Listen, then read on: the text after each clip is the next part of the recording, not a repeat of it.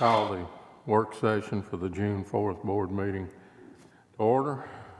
First on the agenda will be the Pledge of Allegiance, read tonight by Board Member Tammy Sharp. I pledge allegiance to the flag of the United States of America and to the republic for which it stands, one nation under God, indivisible, with liberty and justice for all.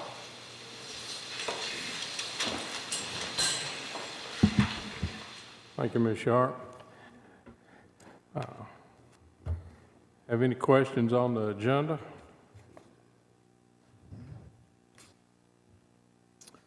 Any questions on the consent agenda?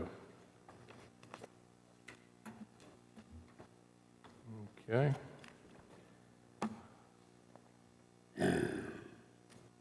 Long consent agenda in it. Okay. Yes, we'll start with number 8 there, Mr. Burlock. Our number 8 is the MTSU Nursing Clinical Affiliation Agreement found on tab 2. This is a 5-year MOU that will expire in September, requesting that we extend this beginning on the 22nd through May of 2025. I think that's what it is. Yeah, May of 2025. This is clinicals that are students that take the CNA certification. Is that correct, Mr. Pilgrim? This is their last course that they take. We've had a pretty good opportunity to work with MTSU, and we're requesting that we continue that.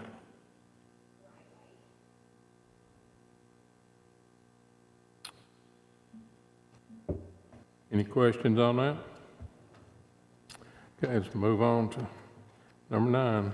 Our number 9 is approval of the Carl D. Perkins Career and Technical Education Act, Carl D. Perkins Basic Grant. The Carl D. Perkins Career and Technical Education Act of 2006 is presented for approval for the funding period beginning July 1st of 2020, ending in June 30th of 2021. This grant is for a total of $644,667.48. Carl D. Perkins Basic Grant provides funding for program improvement, travel, and staff development for our career and technical education teachers. I also add quite a few supplies as far as our programs and our what is it called? CTSOs, where our organizations go on competitions. And this year we weren't able to go, were we? Okay. Right. Okay, any questions on that? Okay, 10. All right, number 10, introduction in curriculum. First of all, we're asking for the online learning management system. This is an instructional department request to purchase the online learning management system called KITM to promote blended and virtual learning capabilities for every course K through 12 in Rutherford County. KITM will integrate with our current student management system, which is Skyward, and other various curricular programs in the district. The teachers and the students and parents will have the ability to participate in all courses using the single platform. The total cost for this learning management system for all courses is $250,000. It will be funded by the CARES Act. I would also add that this past year we did have a program called Thrivus that was $275,000 that we will be replacing. Now, the CARES Act is a one-time occurrence, so this is one of the things we were looking at very closely as we were looking at how to allocate this CARE funding. So in this case right here, we're actually, we will not have to worry because the funding was already built with Thrivus. We're actually saving some money there. And it will provide us a individual platform for all of our students and all of our teachers. Any questions? I've got one. Will this be taught to the students so they'll know how to use it at home? Is that correct? Yes, absolutely. We will have several virtual trainings. We're going to train our administrators. This was part of the K-5 ELA adoption. This was one of the platforms that they use. So we wanted to have something. We looked at various platforms, Canvas, Blackboard, several of them. But we wanted our parents, teachers, and students to have one platform, so no matter where they logged in, it would be the same across the district. And so we've trained coaches, now we'll train administrators, then we will train our teachers, our students, and then have videos for our parents to watch as well. So they'll understand and have an ease of use for that. Thank you. Okay. Guess what? Two case assignment? Yeah, this is going to be a purchase through our CARES Act. This is the case assessment platform. This is where we'll generate our benchmark assessments, our formal assessments, and data that we will collect on every one of our students. One thing I will call your attention to, that this price was reduced to $617,345. However, when we look at about 16 different schools were given money in our budget this year, 16 different schools that actually had programs not quite like this, but they had programs. When you look at the 16 schools, each got $71,000 out of our general purpose fund. That's a total of $1,136,000. We're purchasing a program that everyone will have access to for $617,345. So we're actually saving almost $500,000, a little over $500,000. Questions on that? Okay, virtual school. Our virtual school is a little bit different than what we talked about here. This is an actual school with a number. This is going to be purchased also through our CARES Act. It will cost $3,825 per student, and the maximum enrollment is 100 that we anticipate for the fiscal year 2020-2021. The upfront cost to purchase this and go ahead and get it online will be $382,000, but it will be reimbursed through the CARES Act beginning on July 1st. Once again, this serves two different purposes here. This will actually pay for itself in two different ways. Number one, we will be eliminating Holloway night school. We'll be eliminating online school during the year that we paid. We'll be eliminating summer school online. That cost over the last 2 years was approximately $305,000. Now, we will be saving that, but also, I will add, we will actually get a little over $5,000 for every student that is enrolled in our virtual school through ADM, through the state. So this will do more than pay for itself. Any questions on that? Okay. Number 11, number 1. All right, we're going through a variety of different special education grant funding. This is the acceptance of the IDEA Technology Partnership Grant. Individuals with Disability Act Technology Partnership Grant provides funds to districts across the state for purchasing additional assistive technology and other tools to increase access to services and instruction for students with disabilities during school closure. Rutherford County School plans to spend the awarded $5,510 on tablets and touchscreen laptops for student use. Ms. Kozabowski, is there anything you want to add to that?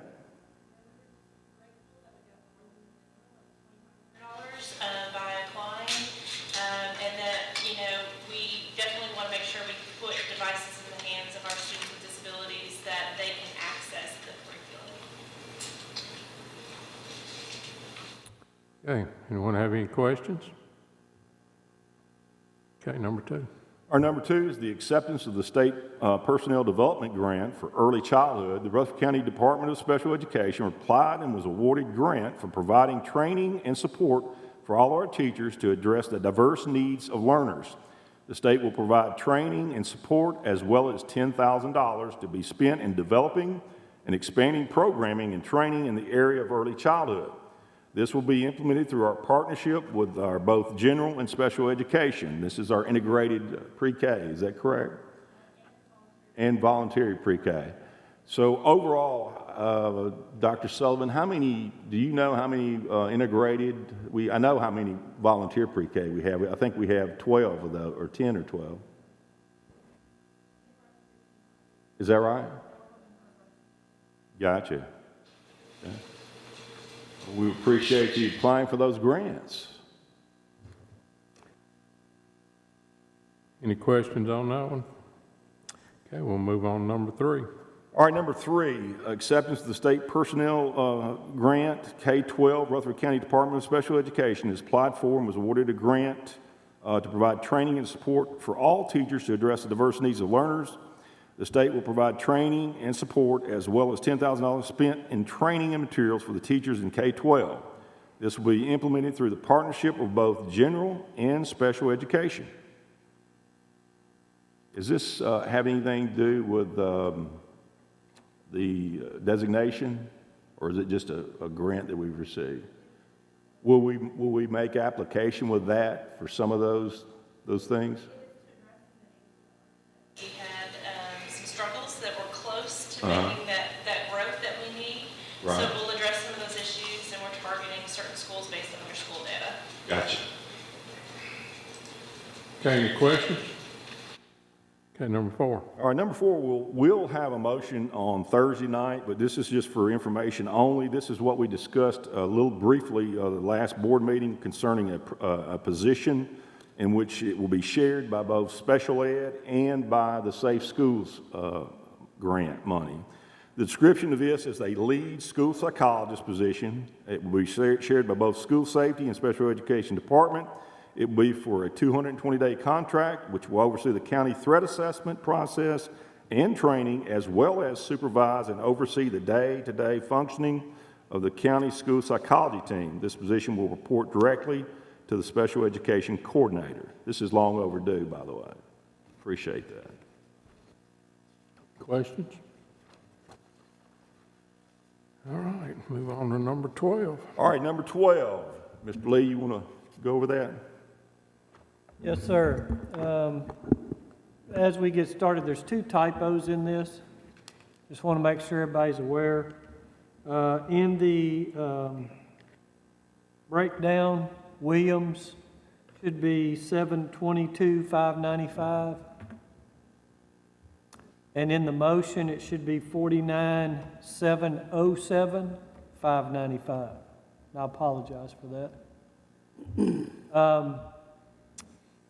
On Thursday, May 7th, the Engineering and Construction Department bid the 10 Oaks project. This is for the entire site grading package, along with the road to Hoover's Gap and also the construction of the new elementary school.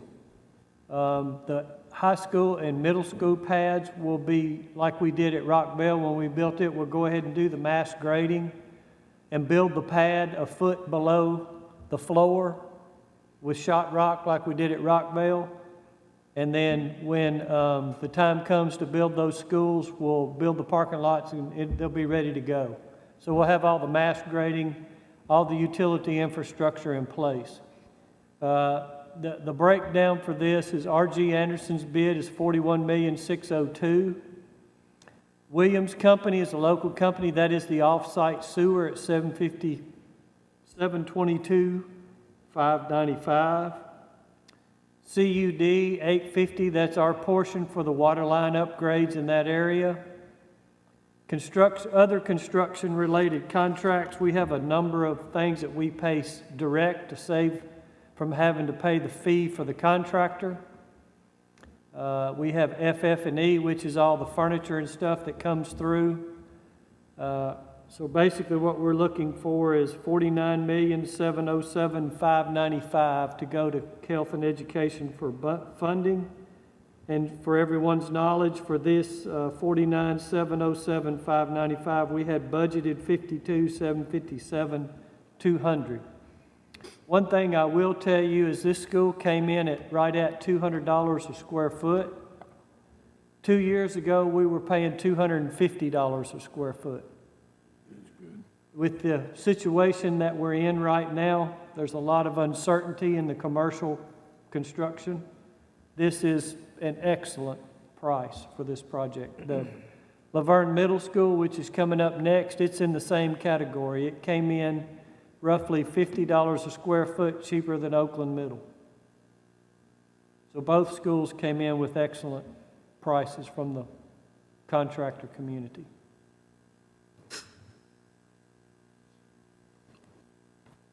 Okay, any questions on that? All right, let's move on to Laverne Middle. Laverne Middle School, similar situation. We bid it on Thursday, May 14th. Low contractors, Robert S. Biskin at $13,273,640. Additional construction-related contracts, $1.5 million. FF&E at $1.4 million. We're requesting funding for $16,173,640 to go to health and ed, and our budget here was $20,600,000.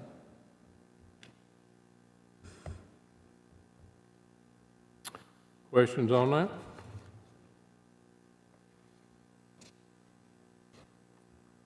All What right, was the price per square inch? What was the price?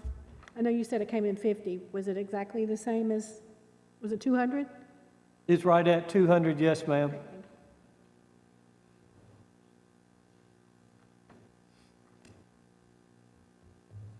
anyone else? Okay, Mr. Reed.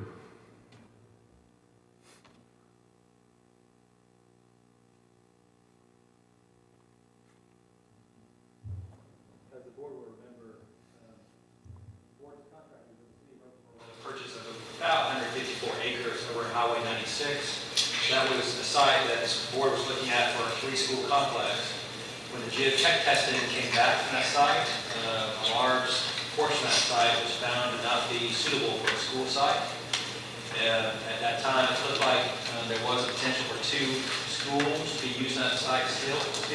That was a middle school and an elementary school. At the last board meeting, I was basically directed to go back to the city and negotiate with them to see if the city would be willing to sell a portion of the property. So I did approach the city about possibly purchasing 83 acres, which Trade League had identified that would be suitable for a two-school site, which would be a middle school and elementary school. And after considering that, I've heard back from the city that they are not interested in selling off a portion of the property. They would only want to sell off the whole property. They would be willing to entertain a lower price, or listen to us on a lower price if we want to offer a lower price. But they want to sell the property in its entirety in the whole parcel. So at this point, the board needs to make a determination as to what the board wants to do, whether we want to offer a different price, the whole parcel, or whether we want to terminate the contract. We're within our inspection period still, which runs to July 2nd for the city, our feasibility period. If we do want to terminate the contract, we'll have to take that up. The board has to vote to terminate the contract, and for me to give notice to the city of termination of the contract. If the board wants to offer a lower price per acre, the whole thing, that's something you guys need to discuss and decide what you want to do on. So the options really, I think for the board are twofold. Is one, either discuss purchasing all the property at a lower price or terminating the contract.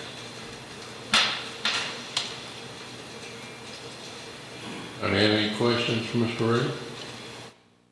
What is our drop dead date to get back with the city?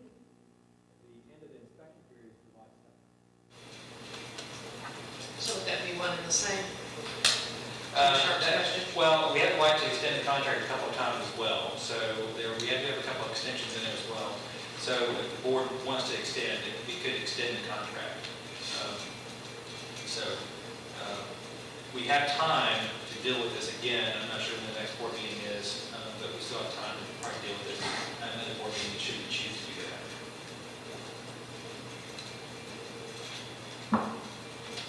So but that's all the information I have from the city on it. The city doesn't sound like they'd be willing to entertain some number. I did not get a good sense of what that number would be. Of course, I believe the city has 25,000 an acre or so in the property when they acquired it. So that's still a pretty hefty price that they had in the property when they acquired it. Whether they be willing to sell it for a loss or not, I don't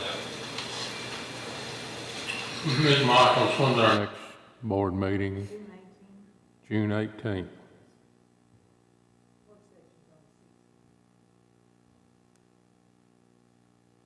So you ponder that, think about what the board may want to do on it, and we'll have that as an item for discussion on Thursday, and if anyone wants to make a motion, to go one direction or another, that could be something you take out on Thursday. Who at the city said that they would take less money? They haven't committed that they would take less money. They said they would be open to hearing the school board's highest and best offers. And who did you speak with? The city attorney.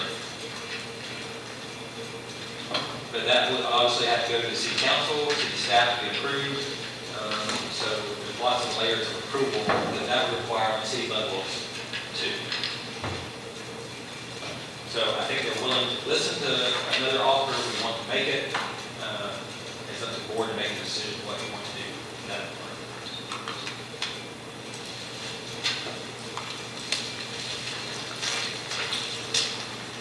Mr. Lee, could you do some figuring this for the 16th and 18th for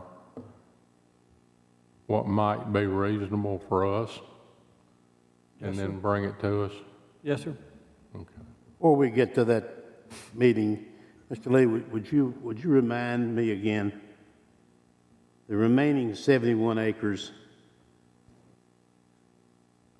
is suitable for what? Just being very general. Some of it evidently is not suitable at all, but I don't want to put words in your mouth, just whatever you think. Approximately 35 to 40 acres would be wetlands, which means, I don't want to use the term it has no value, but as for building purposes, it has no value. You can't build on it. There's approximately 7 acres in the back that you could probably use for a ball field or something. Now, it's highly suspect that it would have water on it a couple months out of the year. The front, there's 6 what I'm going to call good acres. There's a brick house there now that could be used for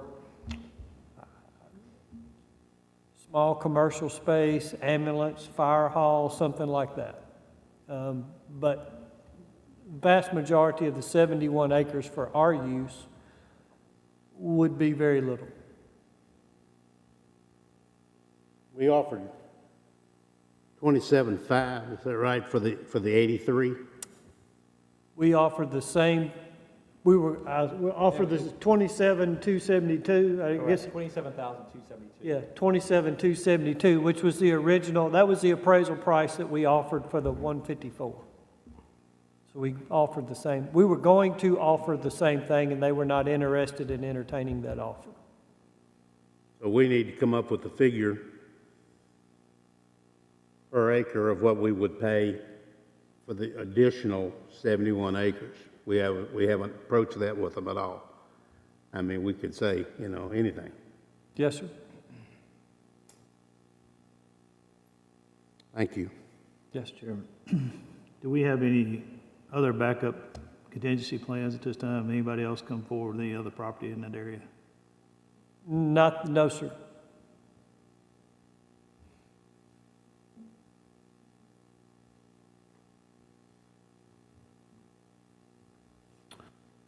Anyone else?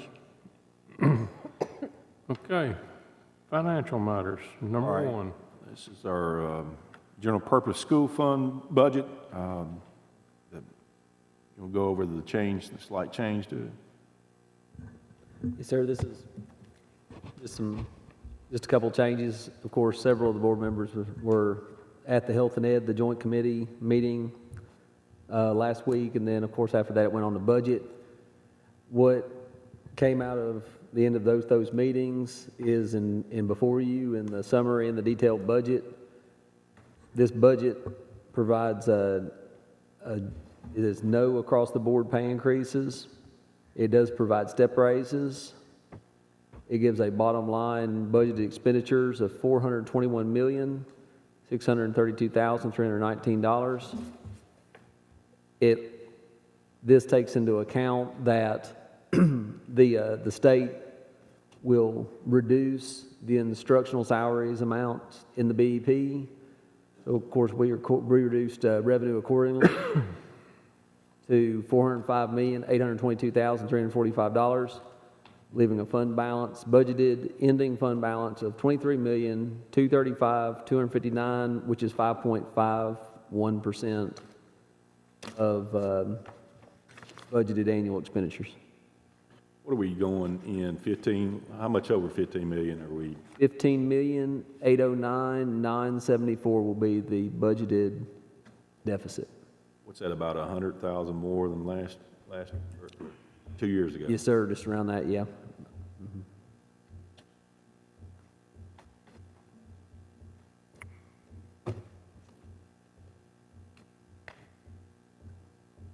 Any questions on that? Okay, number 2. Our number 2 is the authorized cash on hand for our various cafeterias for fiscal year 2020, 2021. You'll see it's broken down by elementary, middle school, high school, K-12 school, which is Eagle, and our satellite schools. One thing we can say, this petty cash is on hand for the beginning of the school year. And we also can say that our lunches are staying the same price. There's no raises in our lunches. And looking at the comparison of our surrounding counties, we're pretty much compared. Sometimes we're lower in some areas, sometimes we're a little bit higher. We're very close right in with City of Murfreesboro. Like I said, a little bit lower in some places, and then right in with places like Metro Nashville, Williamson County. And I will point out that Mr. Beaudry's got a committee together that he started with on looking at our lunch debt, and I think there's going to be some movement there. Hope to have something to bring to the board the next meeting, next school board meeting. Okay, any questions on that? All right, insurance update. Again, just to reiterate what we talked about last time, still to get the discount for insurance for 2021, we're not required to do the 3 points, but we do encourage everyone to continue to get their annual checkups and those kind of items. Then we'll start back in October for our discount for the 2022 school year, which will run for the insurance January to December of 2022. So you'll see more information from risk management coming out soon. Okay. Any questions for Dr. Anthony? Okay, director's update. We've been working on our opening of schools, what that looks like since May. We'll continue working with that. We'll be developing a survey for our parents and our faculty and staff, have it ready to go sometime maybe beginning next week, and bringing that information forward with some options. Now, there's nothing has been decided in terms of instructional days or anything of that nature until the board votes on it.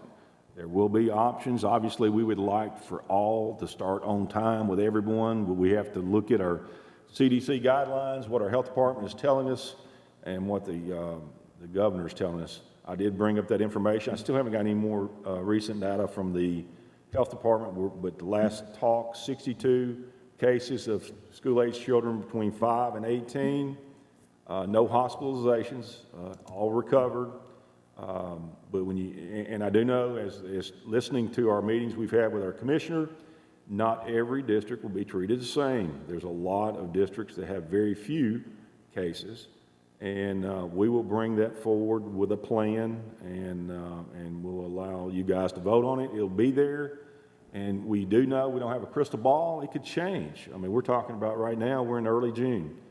By the end of June and July, some things may change, but we do have to have a plan available just in case, and put that out, vote on it, and put it out to our parents and our faculty members and our principals.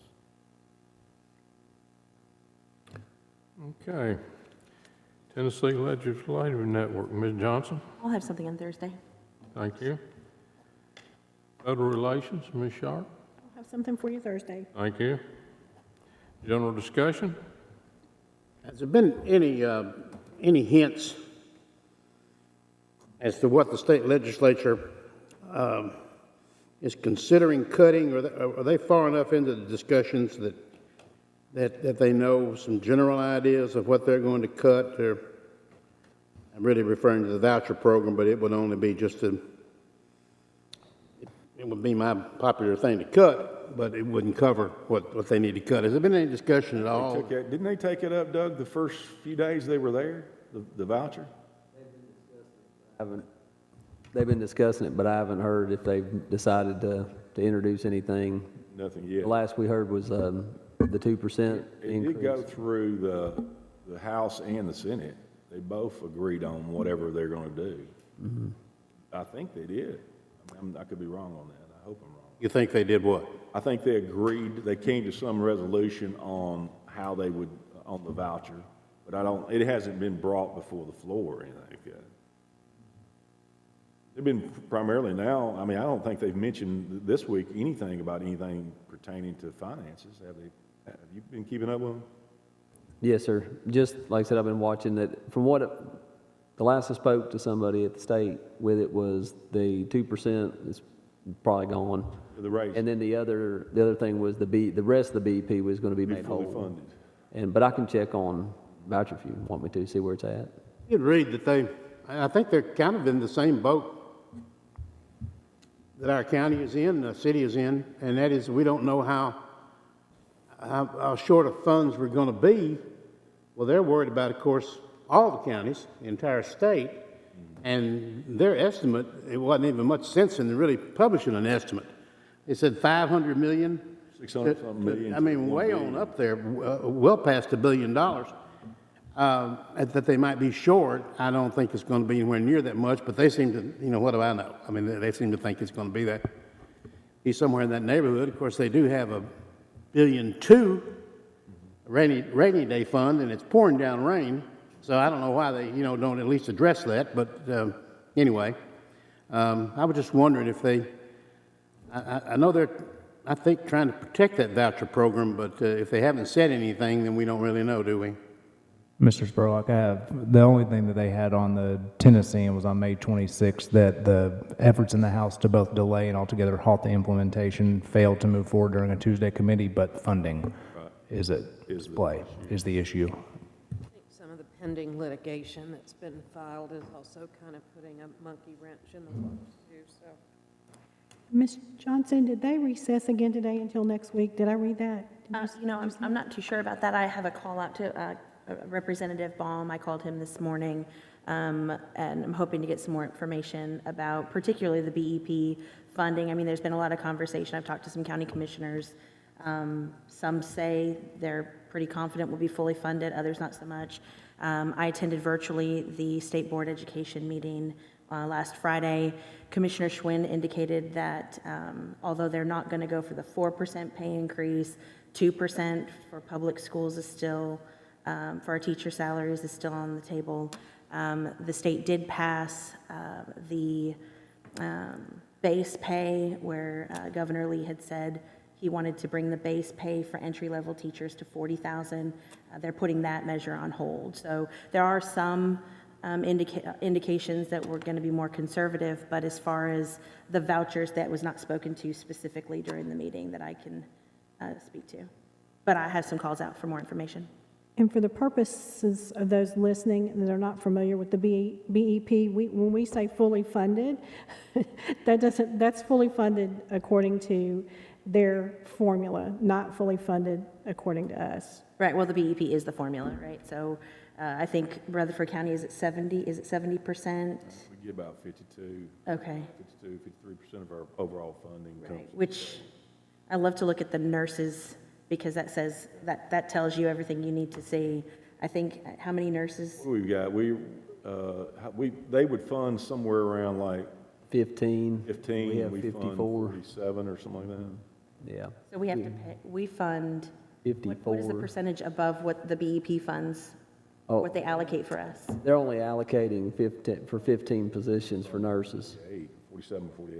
But they don't pay 100% of that. Oh, no, of ma'am, the position. no. So we have to make up the difference of the state funding, and then each additional nurse that we put in our system is on the taxpayers. That's my point, just like the IDEA, we've had it for decades, but they've never even fully funded it. The most it's been 15%.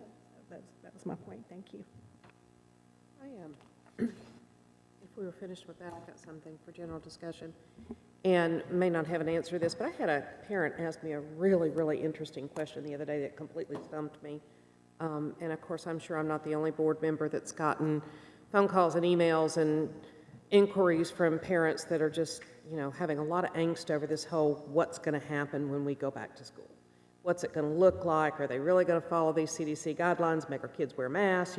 All of those kind of questions and things that are stressing them out. And one parent reached out to me and asked me the question, said, if I made the decision now, before the registration deadline, to pull my child out of public school to homeschool them, would the school system still receive the money from the state for that student? No. For that year? Homeschool, no. I didn't think so, but Only funding we would get is if they were in our virtual school, because that's actually a school. okay. All right, thank you. That seems to be the biggest question as far as what we're going to do and how we're going to do it, and we don't know. And that's what we'll be bringing. We've gone through every kind of scenario that you can think of, and it's not that we will use it accordingly. Now, one of the things we'll be very transparent is we do not have the ability to meet all CDC guidelines. We don't have the funding for it. We don't have the capacity for it.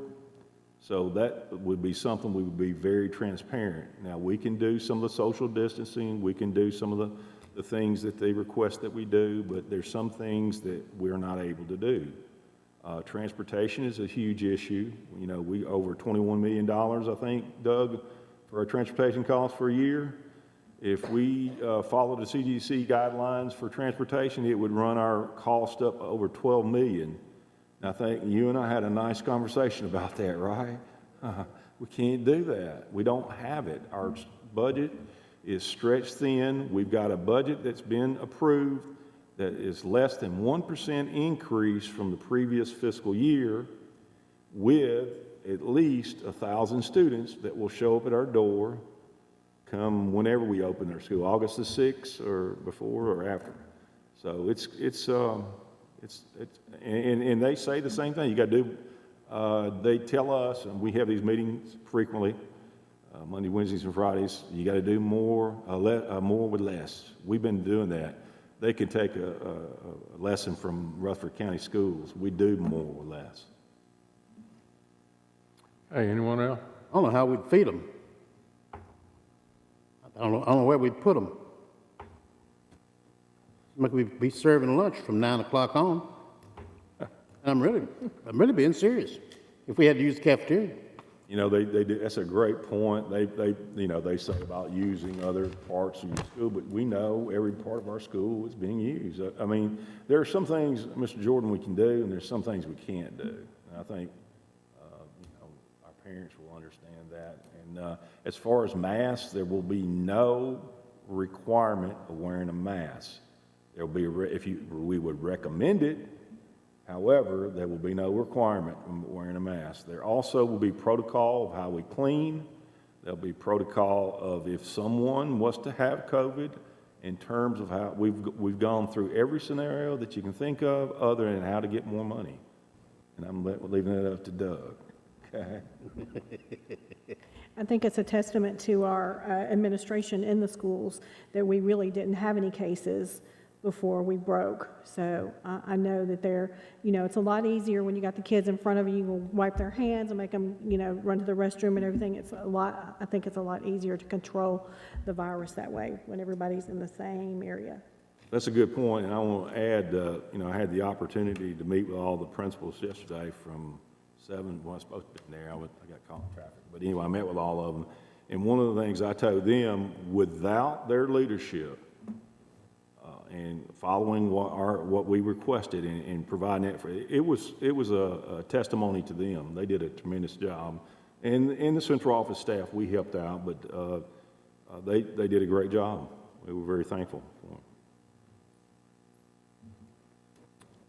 Okay, anything else on general discussion?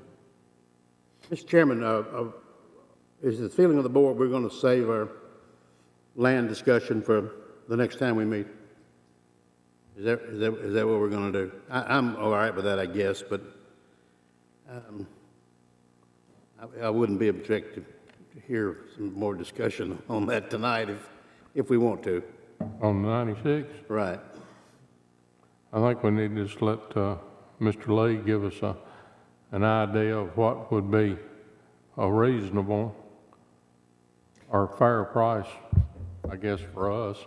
You know, speaking of that, Mr. Lee, didn't I ask you that question at the last meeting when we talked about it? Do you remember what your answer was? I'll be ready the next time you ask me that question. I think I know what it was, but I don't want to misquote you, so, but it was a whole lot lower than I think they're even going to contemplate considering, so, but I don't know. With your I've talk, slept since then, so. with your talk with the city, all right, they priced this out, was it, would you say 27? 27,272 and some change. All right, and do you think that they would come down from that 27.2? I guess that's the question. You having those conversations, you've had more than one conversation with them. I think they're willing to budge, but I don't think they're willing to take a loss. What did they purchase that for? Is between 22 and 23, I believe. But it's not far from where we are. I tell you what, I'm just really having trouble with this. I know we've been looking at this really, I guess, for, what, 3.5 years? This general piece of property in that general area for even longer than that. And we desperately need land for future schools, which we absolutely must have. We know that. But then on the other hand, you balance that out with looking the taxpayer in the eye and saying, yeah, we purchased whatever, an additional 71 acres, half of which we couldn't use at all, and we paid, I don't know, if I say a figure, then somebody will say that that's what I said, and I don't want to do that. But I'm very reluctant to pay anything for property that the Rutherford County schools' children can't use. Now, if we have to do a little of that in order to get all of it, I guess I could come around a little bit. And I'm not saying how I'm going to vote necessarily, but I'm very reluctant. And it just seems like this piece of property for us is just cursed. It's just cursed. We just can't seem to. And if you read the paper, which I did, if everything in here is fine, I assume it is. Scott Broden does a terrific job. One of the city council members said we don't have to sell it. We had 3 developers come to us. Well, sell it to them then. Sell it to them. And don't expect Rutherford County school taxpayers to take that off your hand. But anyway, we've had 3 developers come to us who wanted the property, and we said it wasn't for sale. Well, why are we even talking to them if it's not for sale? We all know everything is for sale. Everything. You just got to come to the price of what it is. And that's the problem here. I mean, are we going to pay $1,000 an acre for the 71 acres? You and I both know that ain't going to fly. 2,000? No. 3? You said they didn't want to take a loss. Gosh, in every financial transaction I ever had, I didn't want to take a loss. But anyway, I've encouraged discussion here, and that really was not necessarily my intent. But I certainly would. You talk to them all you want. I don't think there's much negotiation going on down there, though. Not really. Maybe on your part, and Mr. Reed's part, but I don't think they pay much attention. Yeah, anyone else? Okay, nothing else. We're adjourned.